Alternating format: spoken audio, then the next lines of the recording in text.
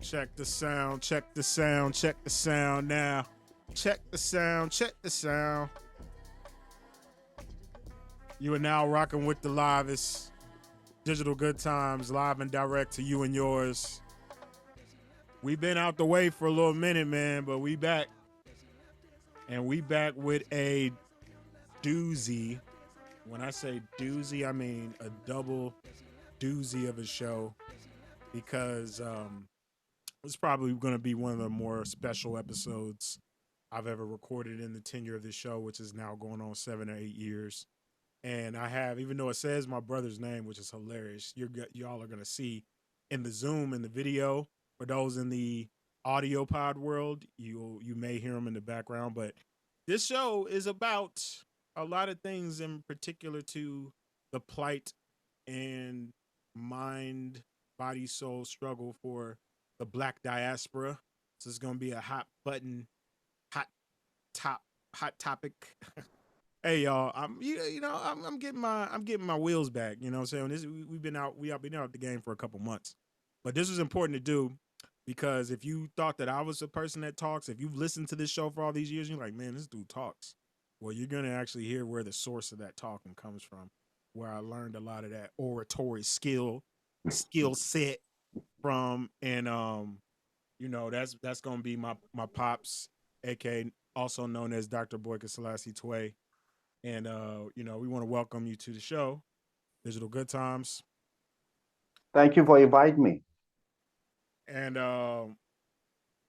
hopefully those sounds are playing. We'll see if they are. But the title of the show is "Does the Rise of FBA?" For those that don't know, because we just getting right into it. This is one of these special episodes, y'all.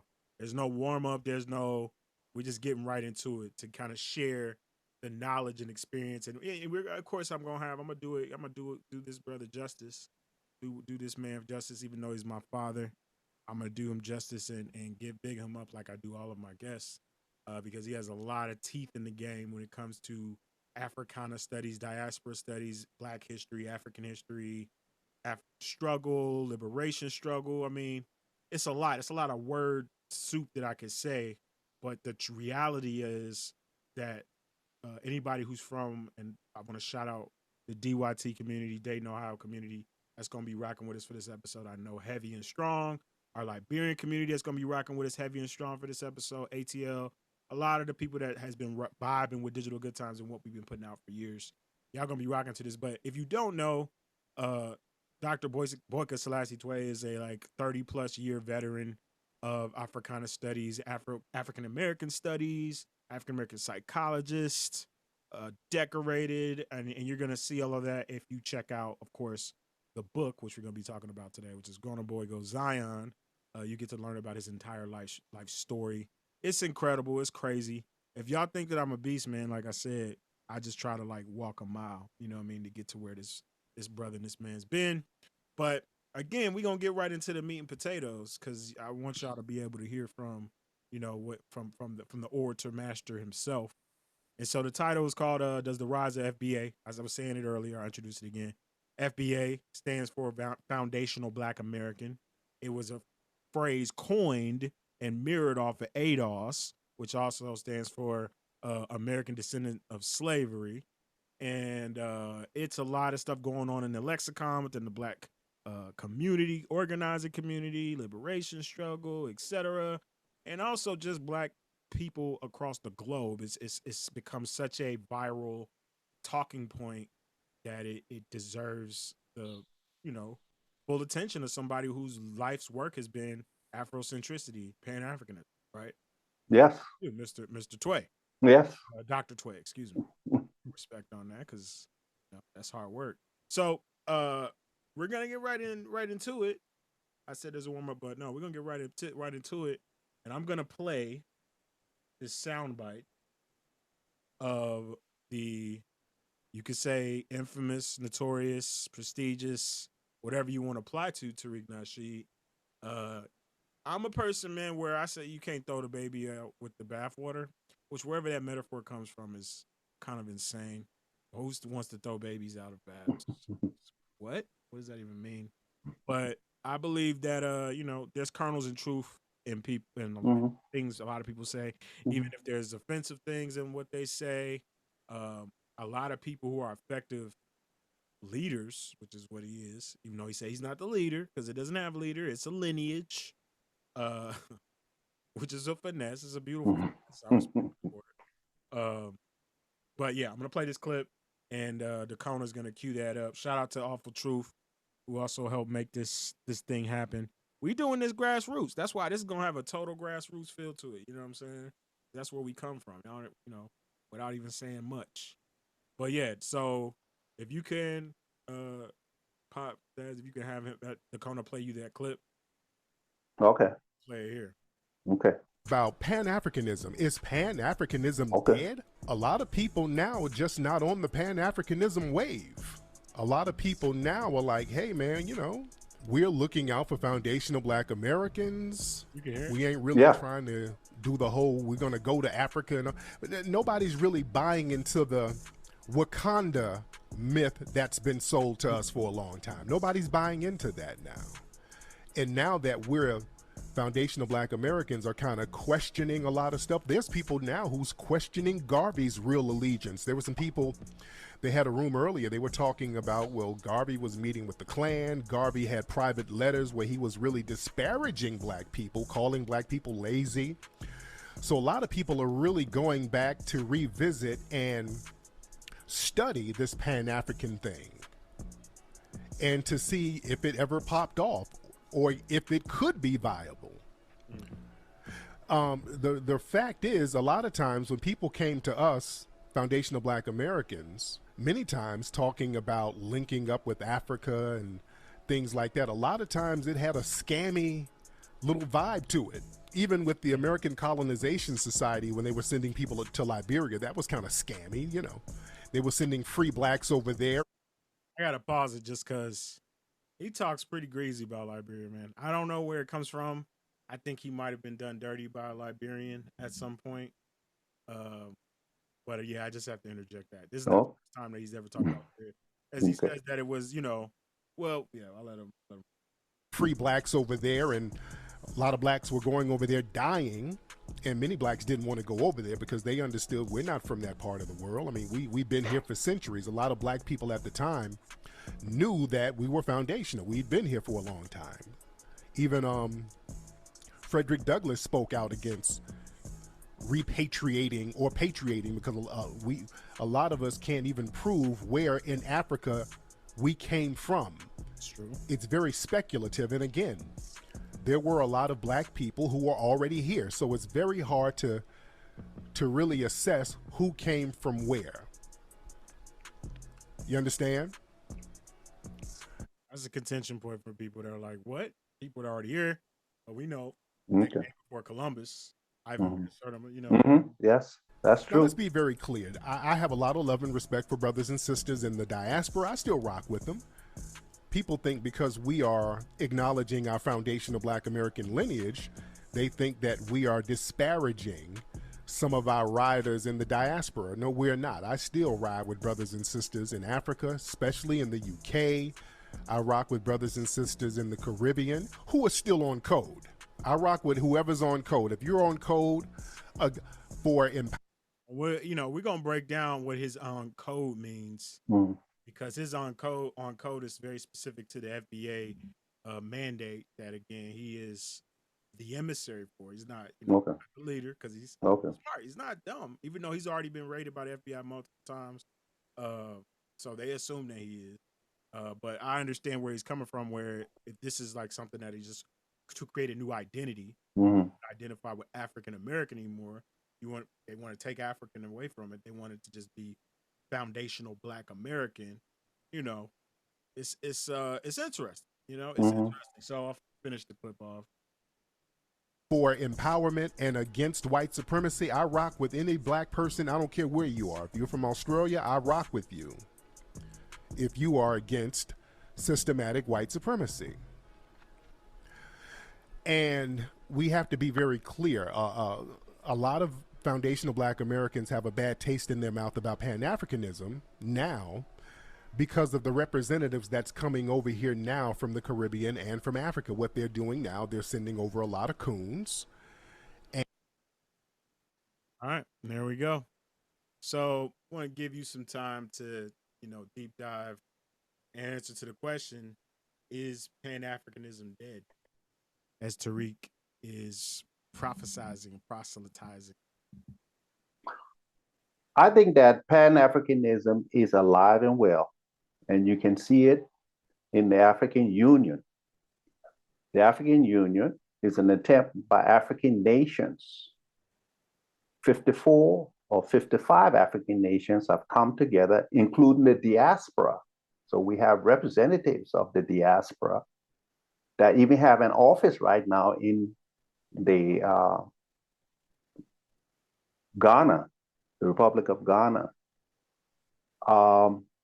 And the African Union now has a passport for Africans to travel across the continent with a passport. In West Africa, we have the Economic Community of West Africa, where we have a single passport that we can travel throughout the region of Africa. So Pan-Africanism is alive and well, and it's offering opportunities.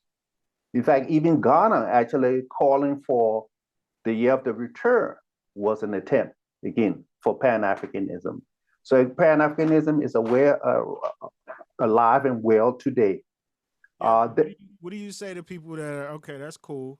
Mm-hmm. Say to people that are like, yeah, that's fine, but I don't even know. You told me, we were talking about earlier today, that shout out to the great and legendary elder Queen Goddess Elder Mama Nazipo, which hopefully she's gonna tune in and rock with this. She's been rocking with Digi Tribe Digital Good Times for putting that work in.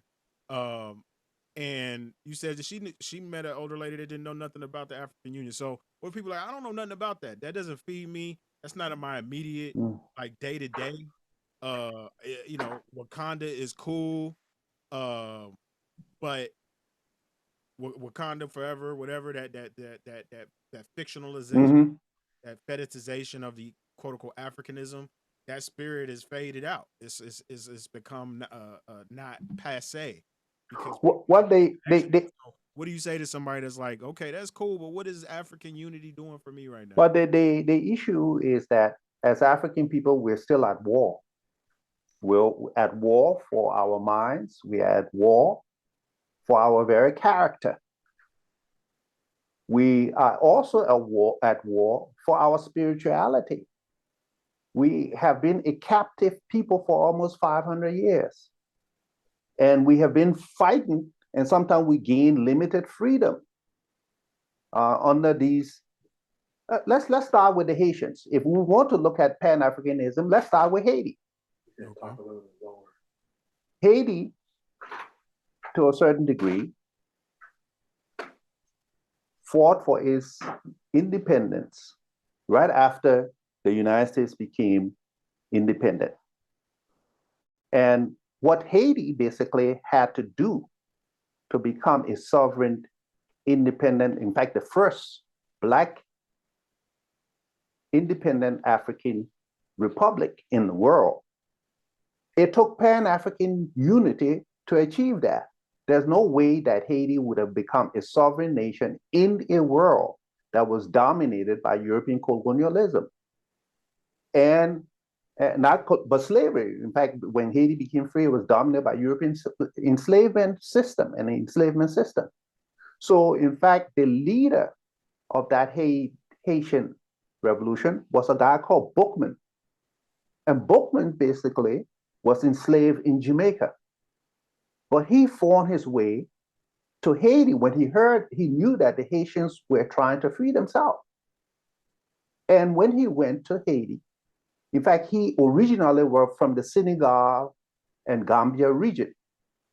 And so what we hear from the history of the Haitian is that on that day of the revolution, Boukman basically told the fighters, in fact, first of all, he poured libation. So he wanted to demonstrate to them that our spirituality is still important to us.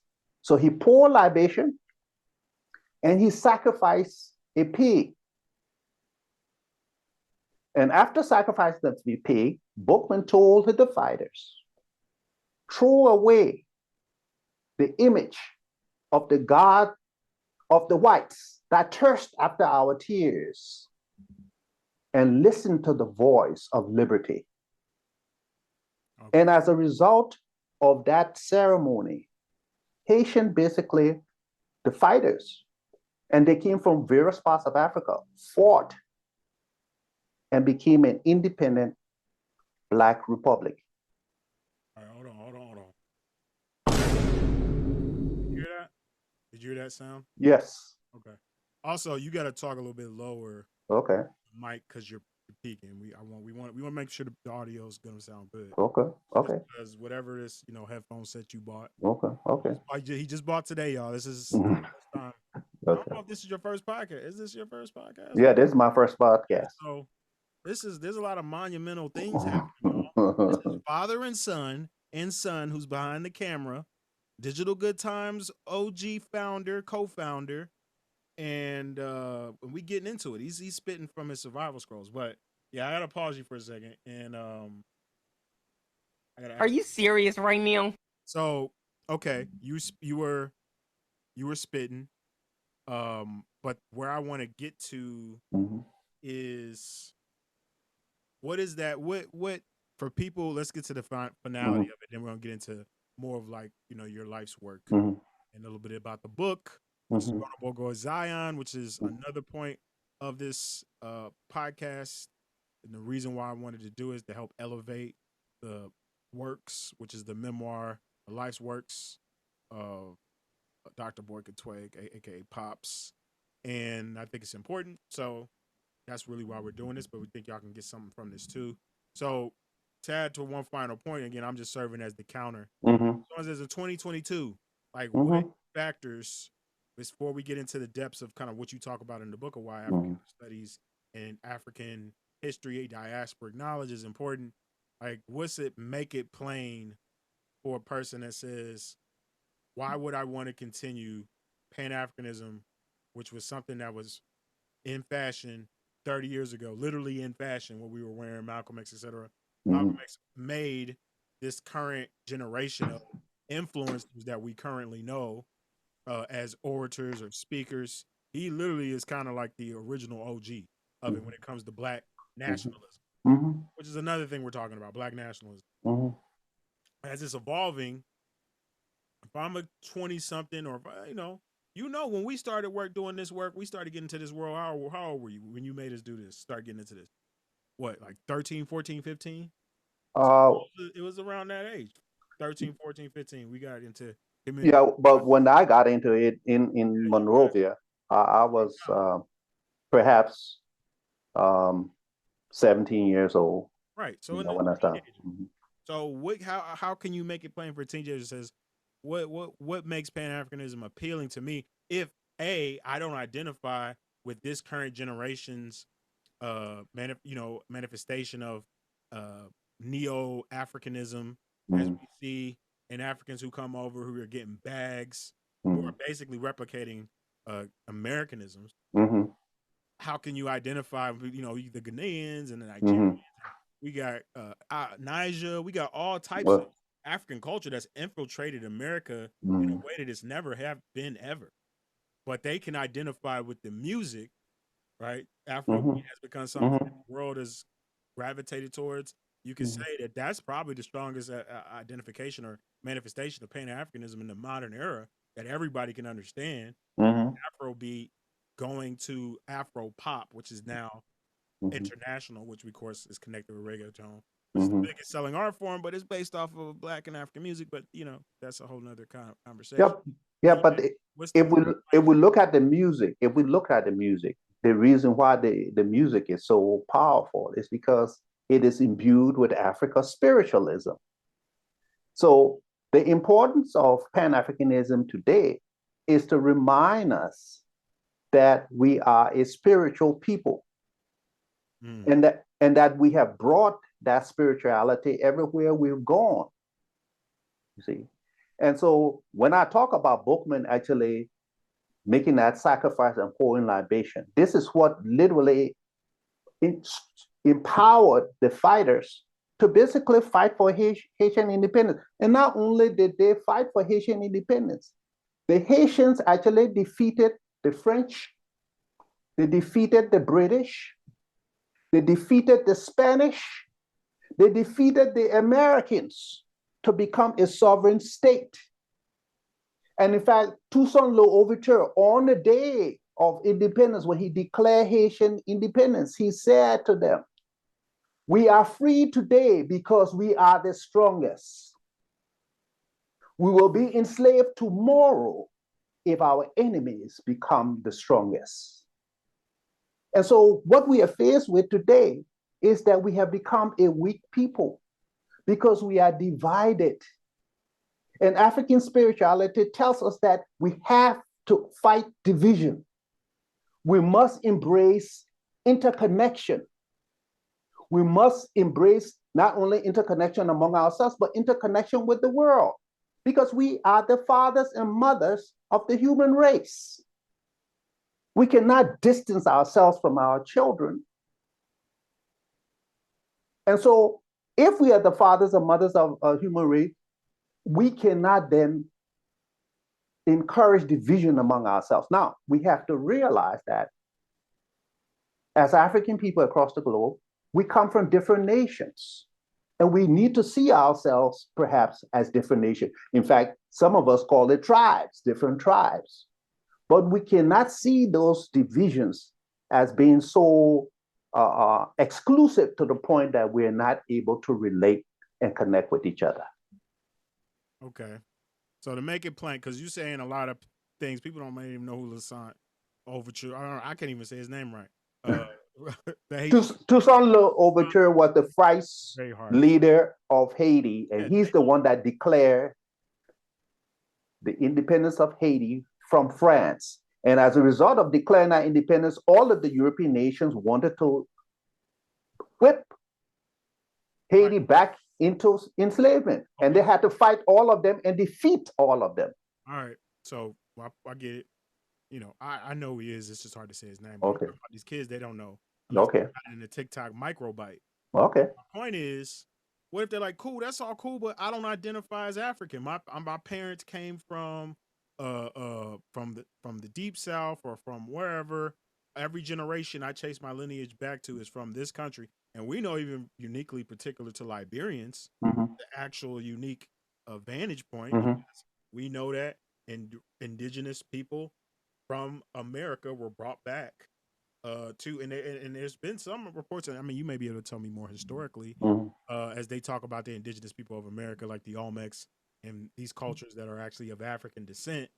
But as it relates to Liberia in particular, it's at least 100+ years, 200+ years. 200 years. At least 200 years of lineage that goes back to America. So what if people say, who want to say, yo, my lineage is actually from America? And then people who say, my lineage is actually from this particular, even though it's harder for them to prove that, it's harder to go back to saying the indigenous people of the Olmecs. I don't know how people can trace their lineage back to the Olmecs, but that's one of the arguments in the FBA. I'm just giving you what the people, young people are actually talking about. Because what you're talking about is history. You're an actual trained PhD, African studies, you know, basically GOAT. So you're saying some stuff that's definitely tangible, but for them, they got to get to the first layer of like, why is this even something I should be checking out? Why is Pan Africanism cool beyond, again, Wakanda forever? So you've given some things for them to think about, but we'll do one more. I'll give you one more talking point, and then we get to the main segment. Okay. So if you want to rebuttal that. Well, I think the importance of that is, again, like I say, we are still fighting a war to uncover our character and our minds. We are still enslaved mentally. And that enslavement basically encourages division and infiltration. I mean, we're in a global system of white supremacy.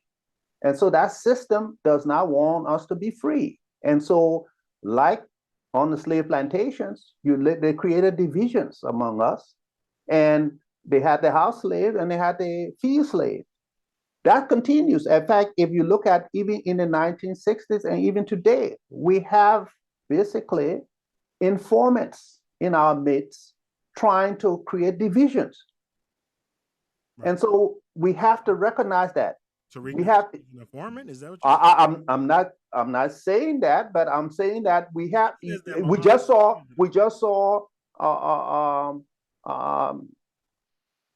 the Black Messiah, Judas and the Black Messiah. Yeah, a good movie. Judas and the Black Messiah. You literally had the Panthers infiltrated by informants. They are all around us, even today, because we recognize that we are at war. But I mean, one of his talking points is he believes that, which is, again, at least a hot button topic to discuss. He believes that Milana Karenga is an informant. Well, I mean, it could be. Kwanzaa, he doesn't support. Yeah. That's okay. But the point is, most of the informants, and in fact, this is what sabotaged Garvey's movement. These informants are focused on greed. They're looking for money, and this is how Garvey project was sabotaged. Even if we look at it in 1960, and we go back to Judas and the Black Messiah. Why did that informant go into the Panthers? He was looking for money, greed. Yeah. Greed will cause us to literally stab each other in the back. And this happened on the slave plantation, and it's happening in Africa today. Because some leader is going to be given $1 million, he is going to damage his people and sell the country's resources to our enemies. I mean, this is the reason why the Congo, with the leading resources in the world today, the Congo has never been at peace since the 1960s, since the time of Patrick Lumumba, because the world wants those resources. Oh, gee. Okay. Patrice too. Like Patrice was also another way to say it, right? Patrice Lumumba. Yes, Patrice Lumumba was basically, again, informants literally deliver Patrick Lumumba to his enemies. So basically, informants are inevitable, and they're gonna be everywhere. And they are paid. They're paid sometimes. And watch the money. You got to watch where the money is coming from. They are paid, and like we see, they were paid in Africa to deliver Patrick to the enemies. They are being paid today, as they were paid in the Panthers to deliver Fred Hampton. Okay. To the FBI and the police. So we're gonna go ahead and clap that up.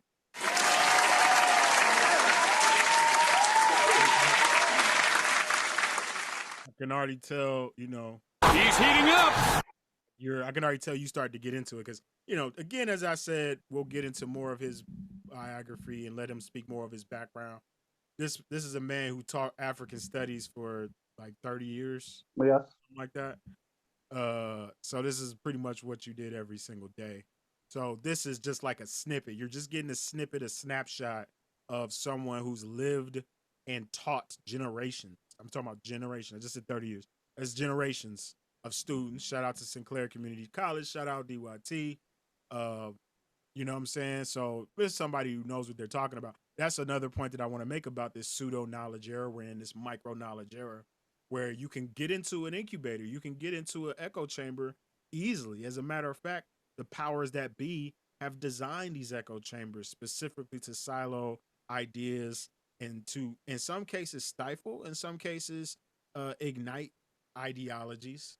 And it's important to think about all this stuff through different lenses. And that was my goal with this particular subject matter, to just give y'all a more in-depth and actual authoritative viewpoint from an actual Pan Africanist scholar, goated in many, MVP and 3 championships, or whatever. I forget the Jay-Z line, but whatever. So we're gonna get into. I'm gonna switch back to my special screen here. You will see this if you're watching the YouTubes, which you should, because that's pretty much how we're giving it up. But also, our audio podcast community is our entire foundation. So, of course, they're gonna be a big part of what we're doing. My screen's being weird. Whatever. So here we go. We are going to get into. We already talked about that. It's Pan Mm-hmm. Africanism Dead. So I want to get these talking points out. Okay. So just to give y'all a little bit more background about who Dr. Boikai is, as we get into the main subject of him talking about his debut Amazon feature memoir, Grona Boy Go Zion. I'm gonna give you a little talking points about who he is a little bit. Dr. Boikai is intentional about shining light on social justice, anti-Black racism, and the African diaspora.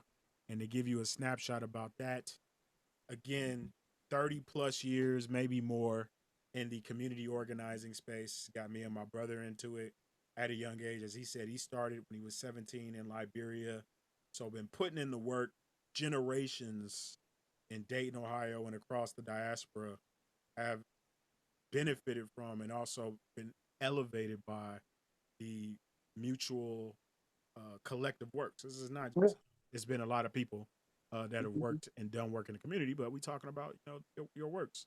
And in particular, you, and this is why you're an authority, you founded the first African American Studies program at Sinclair Community College, Community College, excuse me, in 1993, which some of our listeners may not have been born during that time. Most of our listeners are like 25. I think we're like 27, 28 and up. So some of y'all even have an idea about the 90s. Yeah, let's just talk about that for a second. You know, what was it like to kind of build that from the ground up when there was nothing? And what convicted you to do? Like, what was your conviction to do that? To start African studies when there was never, ever in existence something like that. Well, one of the ways that I have organized in my life is beginning in Liberia, is seeing a need and attempting to try to address that need. So the issue of even beginning to organize in Liberia and before I came to the U.S. was I was a Grona boy. I was one of those delinquent youth. And as a result of that, I spent my time on the streets and in the slums of Monrovia, running with young men who had very little parental supervision and guidance. And I was one of those. And the reason for that is my mom was a single mom at the time, and she was working 2 jobs. So I had no parental supervision. She worked from 8 in the morning till 11 at night. And so I was out in the street. But I realized that these young men that I was running with, and they looked at me, and because they recognized that, they look like you got a home to go to, because they were sleeping on the streets. And they literally said to me, why are you out here? You know, you need to be home doing something else. And almost as if they were trying to encourage me to get my life together. And I never forgot that. And so when I graduated from high school and saw that this need was still there, and I heard that some college students were organizing to try to address that need of young people who needed help, I joined that group, and it was called the Urban Youth Council. And as a result of joining that group of college students, we began to organize to address the need of young people, particularly urban young people in Monrovia. And the job that I then assumed was to counsel these young people, to try to find jobs for them, and to run a homeless shelter for them. And that's what I did directly out of high school. Wow. So when I came to the U.S., I had that experience already. And one of the things that when I left Monrovia, I brought 2 things with me. I think 2 things that I remember very well. I brought African literature. I had my suitcase was full with books. And it was African literature, novels, and all of that. And I brought African music, particularly the music of Fela Ramsakuti at the time. Fela. The guy. And also, interestingly, I brought a music by a group called Simendi. And Simendi was an African-American group. But they were Caribbeans that were playing jazz, funk, and reggae music together. And Simendi, you can still go to hear Simendi music, and it's still a reflection of that 1960s, 70s music. told me about no Samendi. You never have you? Did you? Simendi, Simendi. Simendi, you need to listen to Simendi. That's actually a new one for me. Okay. Do you talk about that in the book or no? Yes, I mentioned Simendi in the book. Yes, I mentioned Simendi in the book. I missed that. And older people who remember, it was a funky reggae beat. And they, in fact, some of their songs are called Bra. You know, it's one of their famous songs. B-R-A? Bra? B-R-A, Bra. Yeah. Okay. Yeah. And there was another great one that kind of slips my mind now, but they were a powerful group. I'll interject here just because we're going to dive deeper into the book and more of the subject, but that's impactful. Talking about you basically were leading a homeless shelter. You started a home. Did you start it or you? No, I didn't. I didn't start it, but I headed the homeless shelter. Head director of it. Of the homeless shelter, and I headed the job program. It was a vacation job program, so the students, when students are not in school, you know, would try to provide employment for them, and then I try to counsel them, even though I had no training in psychology at the time. But I wanted to interject because you were talking about music. I did want to get this off while you're here because, you know, this is a special occasion. That, you know, you're talking about music, but you're more humble about your musical connectivity, because I want to put it out there because why not? This is probably the first time I ever came to Atlanta was when we children's, and this was during your tenure and your friendship with L.A. Reid, and that's when we were staying with him in the mansion. Mm-hmm. And I think I had a crush on his daughter. Get her name, but she was beautiful. She probably still is. And the homie Antonio. Yeah. It was all when we actually cool with them. You know what I'm saying? So that's why I just wanted this to be on record. We was cool with them, and we're all like very close when we were younger. You know what I'm saying? And you know, everybody goes their own direction and so on and so forth. But I wanted to get this anecdote out so that my good brother Jack, shout out to Jack Preston, shout out to Tristan, the whole Digi squad, Digi tribe community. I appreciate y'all rocking with us again. This is special. Y'all getting some rare air right here. That the first time when L.A. Reid was playing, this is an interjection, so this is an aside. This is a total aside. But this is going to be fun for our listeners, trust me. Especially people from the A-Town. That you got to hear the original demo of Outkast's. Yes. I guess it was Players Ball, or maybe it could have been whatever that original set of demos for Southern or whatever. He wanted your opinion. And you said that your original opinion, and you can tell me if I'm correct, is that it was nice, sounded good, but they had too much cussing in it. Yes.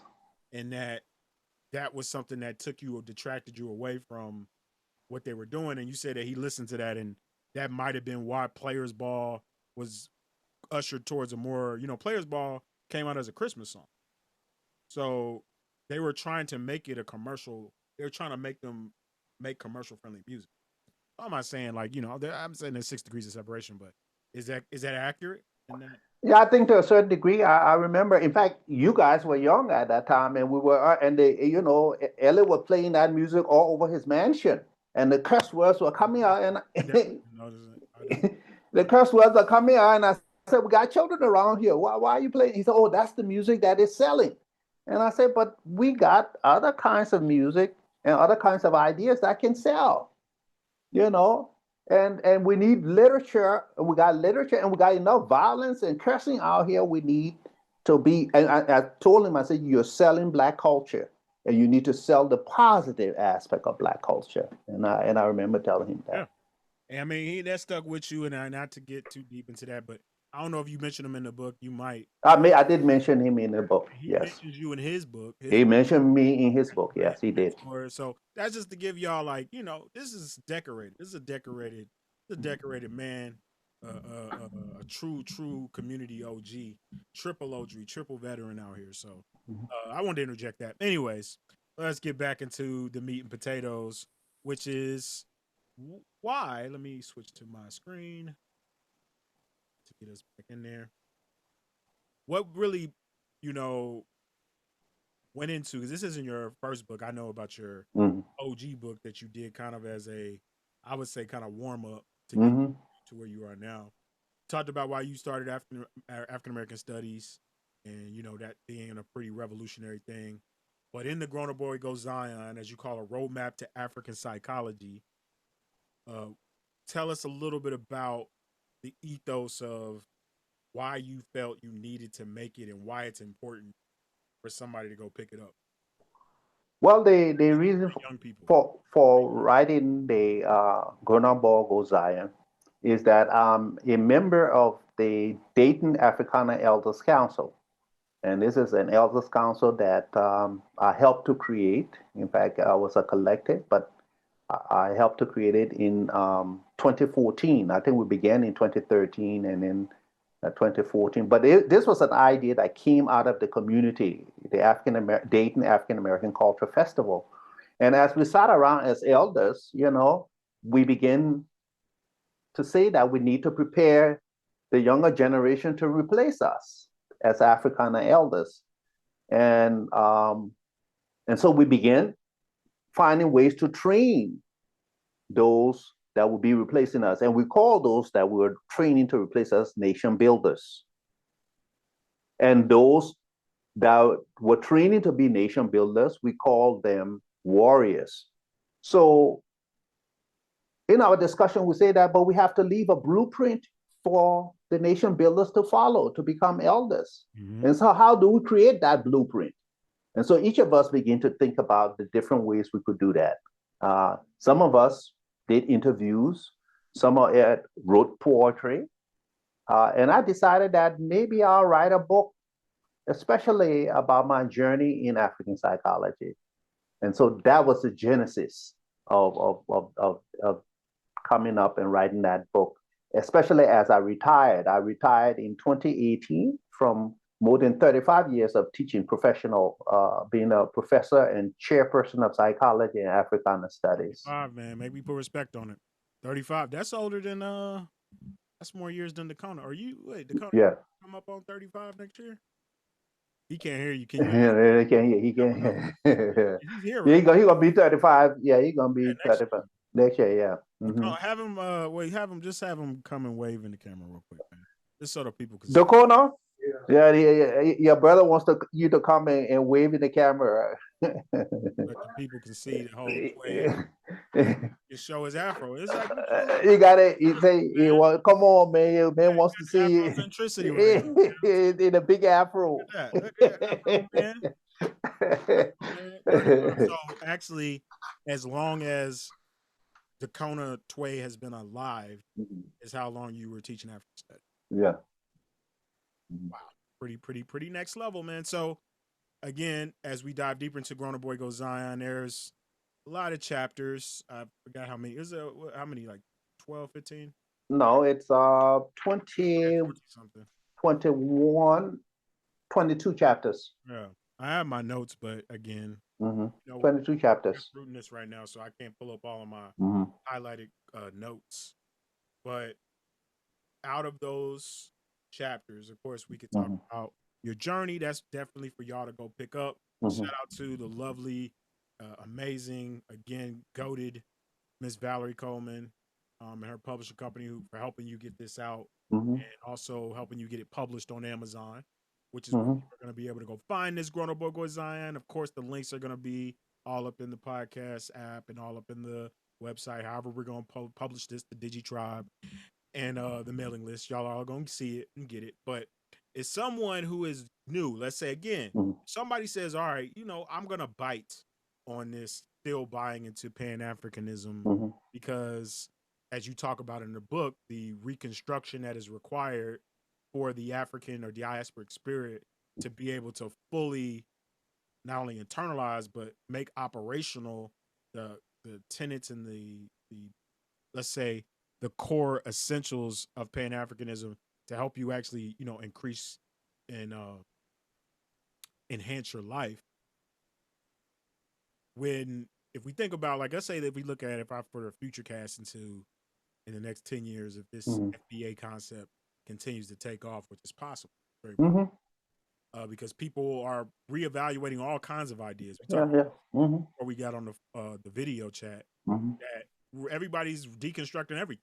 Right. So you talk about reconstruction, people are deconstructing. Right. And that's an important Everything, deconstructing gender roles, deconstructing historical. I mean, we know the American white supremacist infrastructure wants to deconstruct Black history through the critical race theory. So that's one point you can say, hey, this is the one place you're going to be able to get the full and complete real history of African studies. So that's why you have to continue. Pan African studies has to be people of that ilk, but also they're saying, how can I use this book to help get me towards a better understanding of why diasporic collective work is important in 2022 and beyond? What are some of those talking points you can give them? I think they one of the important points that come out of my book is the issue that African psychology is a study of the spirit as it moves through the physical and the spiritual universes. And this whole idea here is to recognize that not only just as African people, but as human beings, we are connected. We're separated as flesh and blood, but spiritually we are connected. We are waves. We're not just little particles, floating out there. And so as African people, we have to recognize that our spirituality is one of the things that have brought us thus far. And we need to literally put our arms around it, because what has happened is that other people have tried to indoctrinate us with their view of spirituality. Now, the thing about spirituality is that all of us are born with spirituality. In fact, this is something that is biological, is in our DNA. Right. Which is different from religion. Yes. From religiosity. It's in our DNA. Okay?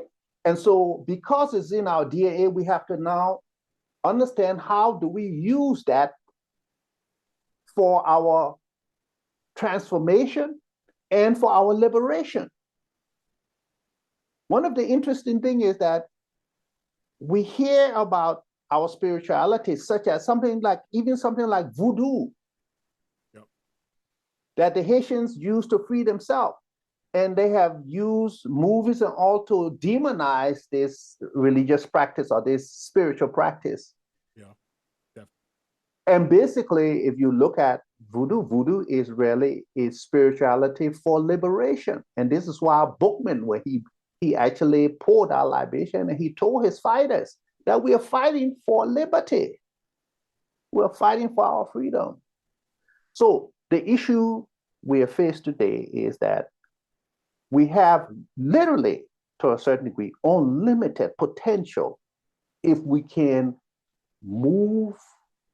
develop our spirituality and we have to move back and forth from the spiritual into the physical world, because we're both physical people and we're both spiritual people. But we have to find ways to move back and forth from the spiritual into the physical world. You have to have a balance. And what has happened to African people is that we have gotten stuck in the physical world because we have been enslaved. And we're thinking that somehow or other, through materialism and greed, that somehow or other that's going to free us. It will give us limited freedom. But being spiritual people, that is not going to complete it. And that is one of the reasons why we have so many psychological problems among us. Because we do not recognize that we are connected to the universe. We do not go to the park enough. We need to experience the environment, the natural environment. The park is healing. Walk in the park. Go to the rivers. Go to the bodies of water and connect with it. Because as spiritual people, you will feel, when you see that river flowing, you should know that you are part of that flow. When you see the rustles of the trees, you should recognize that you're part of that rustling. You're not separate from it as a spiritual being. And you need to connect. this disconnection from the universe, from the forces and energy of the universe, have brought in a lot of stress and mental and psychological wounds among our people. And this is one of the reasons why my book tries to address that in these different chapters. That in fact, African psychology is one of the foundation, one of the anchors that we need to move us forward into the future, especially as it relates to our spiritual development and transformation. Well, that's a good point you bring up, because let me go ahead and we gotta clap that up.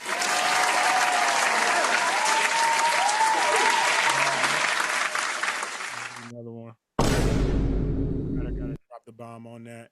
You know what I'm saying? Survival scrolling, the original survival scroller, y'all, if y'all wanted to know. Okay, so what if, okay, let's take that message further.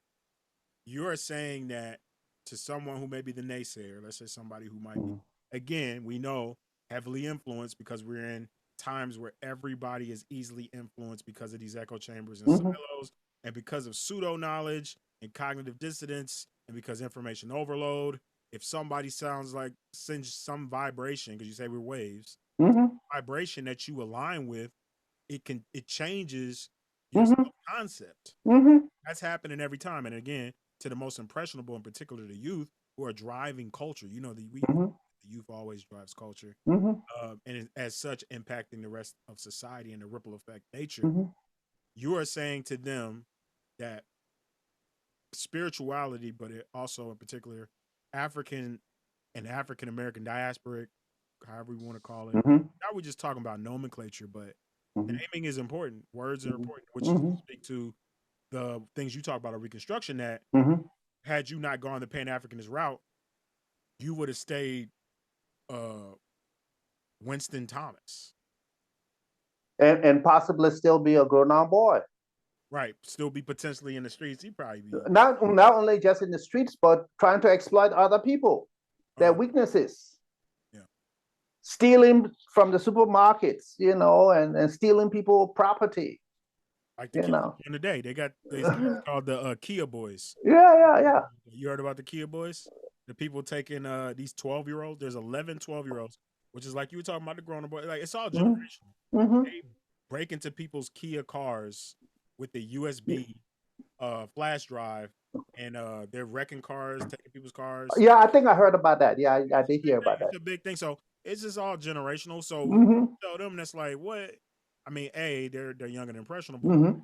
At the same time, for someone who might be ready to openly receive new ways of thinking, how can African American psychology combined with Africana studies help them? And that's what you were just talking about, spirit through spirituality. But what are some more ways that can be practical? Like you said, going outside. But what are some ways that there's some things that they can look up? Of course, they need to get the Grona Boy Go Zion. But what are some ways for somebody? Can you imagine like that you taking somebody to school right now? Like, what are some? Let me go ahead and start doing the work to figure out. What I suggest is it's what I call Zion healing. We need to engage in healing, and the reason why we need to engage in healing, because all of us are wounded psychologically as a result of our enslavement and colonization. So we need to heal, and I suggest that one of the ways for us to begin the healing process is to really celebrate aspect of who we are, and one of the ways to do that. In fact, when we were being trained, you know, in the 1990s, we talk about the mean sheet. Who am I? Why am I here? What did I bring? We need to ask ourselves those questions as a way of literally trying to find out who we are, because who we are tends to change and depends on the environment that we're in. Yep. And we need to find a sense of purpose. There are too many of us that we think that our only purpose is to make money or to get married or to get degrees. And then where are we going? What did we bring? What potential and gifts did we bring in the world, and what are we going to do with those gifts and potential? So that I feel like that is one place to start, and I call that the Pan African call and response. We are calling out, and you're trying to respond to that. And the next thing we need to do is to make connections. Like I said, we are so divided, even in neighborhoods and all that. We have to find connections with each other, especially connection with our African heritage, because that is what we've been separated from the most. And as a result of that kind of separation, we'll be manipulated because of that separation. And so we have to find that connection. In fact, something that some psychologists call relational spirituality. You begin to see this link between human and divine love. There's this link because we're divine people. We have sparks of divinity, and we have to develop that divinity. And so we have to show love and connection to who we are. If we do not show love and connection to who we are, no one is going to take us seriously. And that is the reason why we have these divisions. And thirdly, we have to engage in the healing process. And the healing process really requires that we are kind to each other. We show kindness to each other. That we see each other as brothers and sisters, particularly our neighbors. We have to show love and compassion to our neighbor. This is how the healing is going to take place. And we also have to see ourselves as being one with the environment, especially the natural environment. You got to walk in the park. You got to see the sun on a daily basis as a gift. You have to, even your breath, the breaths you take, these are gifts, because pretty soon we may be buying air. If you allow these folks, they're selling us water now. They sell air. No, they legitimately do. they will be selling air, and they have monetized all of this. And then finally, we also have to recognize that we have to engage in some kind of sacred practice. What are we talking about? Walking in nature, or what are we talking about? Prayers, or what are we talking about? Going to a concert and feeling this transcendence, because in musical concerts and all that, together you actually feel the spirit of connection to the music, to what is being said and all of that. And then finally, we have to follow a moral code. We have to be moral people. We cannot imitate our enemies. We cannot imitate them. And when we talk about moral code, we're talking about truth and justice. We can't be out here lying and being unjust because our enemies are lying and unjust. We have to seek the truth, and we have to seek justice. Wow. So hold on.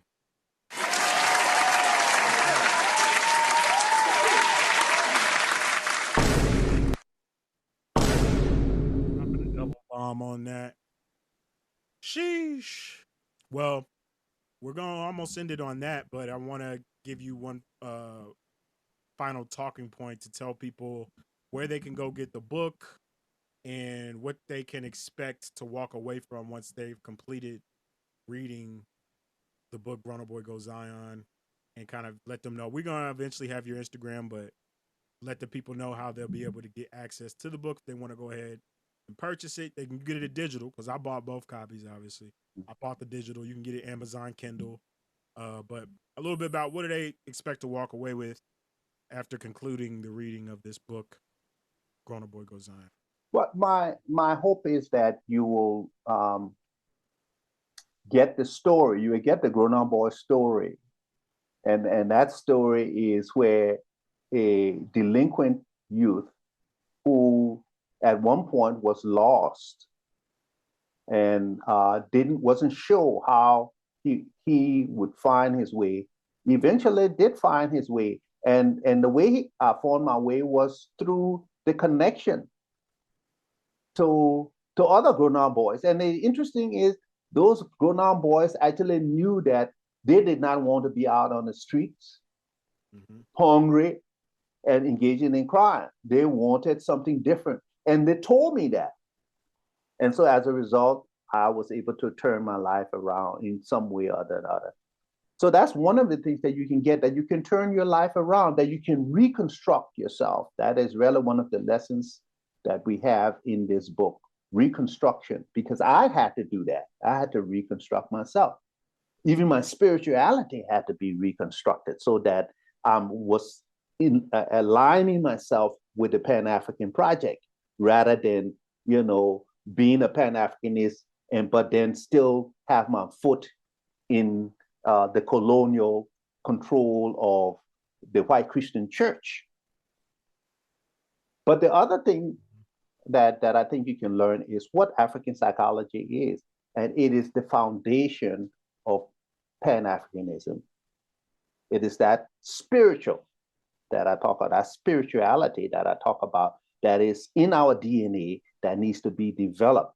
And if you look, and that's how Haiti was able to free itself and develop itself and to fight against all of the European powers and defeat them. This is how the Ethiopians were able to defeat the Italians. Mussolini and all that, they used African spirituality to do that. This is how, when we look at the slave rebellions in this country here, they use African spirituality to free themselves. Okay? In fact, most of the rebellions were led by very spiritual people. It's no accident that Dr. King was one of the leaders of the 1960s civil rights movement. And Malcolm X, these were all spiritual men. So African psychology and it's linked to spirituality, especially African spirituality, which, as I suggest, is different from religion because it's in us. But you have to develop that. You have to develop it and nurture it. Mm-hmm. And I think through nurturing our spirituality, we become stronger. And as Bookman said, we have to be the strongest to prevent ourselves from re-enslavement. Mm. Well, it's a perfect way to end it. We're going to give one more bonus. Again, we've got on the screen the Grona Boy Goes Zion book, A Roadmap to African Psychology. You can get it on your Amazons. What's the website for? It's boikai.com. You can go to Boikai, BOIKAI.com.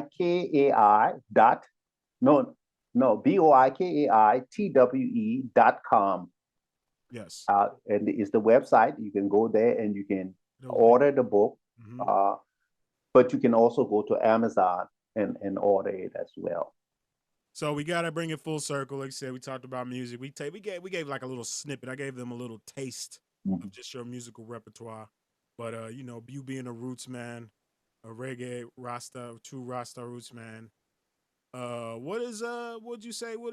If I'm somebody that's like, into the roots reggae, who are you liking and listening to at the moment? I know you listen to like African music as well, but we'll get real specific. We just talk about reggae since that's a part of your book as well. Mm-hmm. Rastafarianism. What reggae artist are you? Well, I still listen to Bob.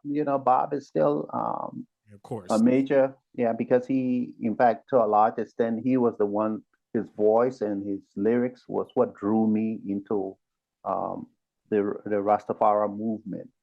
But you have Chronic. I'm one of those who like Chronic and what he's doing with that. But I still love the reggae music of the 1970s and 80s. I'm still a love Burning Spear. Is good enough or better than Steel Pulse and Burning Spear. Steel Pulse, for example, Steel Pulse is still one of my favorite reggae groups. There we go. So me and Dakota, basically, that's the group that converted me as I got older, because you've been playing roots music basically since our entire lives. At first we hated it, and then we like started really understanding what it was, because that music like permeates in you once you start getting to the the rhythm of it. And here you can't once you get older you can understand when you hear Natural Mystic, you're like, holy shit, bones. What is this song? Yes, yes. You know? Yeah. And that's that spirituality I was talking about, that natural spirituality that Bob was singing about, that natural mystic in the air. Yeah. It's in the air. Oh, he's talking about smoking some ganja too. Okay, all right. Okay, yeah. Oh, yeah. But that, yes. It's gonna have multiple things speaking with spiritual too. You know. Yes. In that particular space. Yeah. But yeah, this has been pretty dope. Digital Good Times rarity episode on Pan Africanism. Is Pan Africanism dead? And he just basically told you it's not. You know, beauty's in the eye of the beholder, so you can kind of make anything what you want. I personally, even though I do, like I said at the beginning, there's some things and bits and pieces I take from Tariq, but I understand, as I was talking to Dakota and telling him, we were talking about earlier, in this content creation era, everybody has an agenda, because you have to have an agenda in order to make your unique voice stand out. And so those agendas doesn't necessarily mean they're necessarily counter to the betterment of Black people across the diaspora. It doesn't mean that what you're doing is counter to it, but it also could mean that there's many things that are contributing to stirring the pot, as you call it, for things that we need when it comes to progressive growth across the diaspora. And it's happening in music, which is one thing that I wanted to make sure we highlighted. It's happening in some ways in tech. Y'all know us to be a tech podcast, but y'all also know us to be culture. And so I had to show y'all all facets and chambers of how we give it up. And this is one special and important one I was glad to share with y'all. But yeah, this has been Digital Good Times. I think you're gonna be able to hear this now since I changed the audio. Let me because I don't know if you've heard this. This is the outro. So appreciate y'all for rocking with us, Digital Good Times. I go by the name of Small Eyes with a Z. I didn't intro myself, but y'all already know who it is. Shout out to the entire Digi tribe. Oh yeah, no. I got a plug. I have to do this plug because this is going to be individual. Again, for everybody who is checking us out on the audio pods, y'all know y'all can get to us through every platform in DSP, Spotify, Apple Music, Apple Podcasts, which is our main platform. But on the screen, you're going to see you can get to us by also going to digigoodtimes.com to stream all of our catalog, which again goes back 8 years.